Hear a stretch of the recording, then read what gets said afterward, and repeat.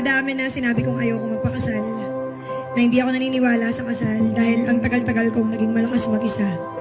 Wala akong naging matibay na haligi mula pagkabata ko, naghiwalay yung mga magulang ko at namatay yung daddy ko. Pero alam ko sa sarili ko na yung kalakasan kong yun ay pilit lang tinatakpan ng takot ko. Dahil sa totoo lang, takot na takot ako, mahal. Takot ako. I've seen so many broken marriages and I experienced a broken family at an early age. And those brokenness made me blind. It made me fear marriage. Pero ngayon, alam kong pwede na akong maging mahina dahil may sandalan na ako.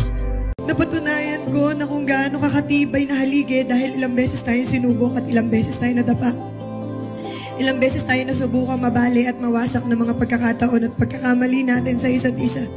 Pero sa lahat ng iyon, at kahit sa mga pagkakataong bumibitaw na ako, kumapit ka ng mahigpit sa akin. Tumindig ka para sa amin ng mga anak mo ng matibay na matibay. Niyakap mo lahat ng takot ko kahit may mga sarili ka ring takot. At kahit isang beses hindi mo tinalikuran yung pagmamahal mo sa akin kahit durog na durog ka na. Pilit mo binuo yung sarili mo para ipaglaban tayo. Pinili mo pa din ako. Nakita kong lahat yun, love, kaya ako umuo. Kaya pinili din kita.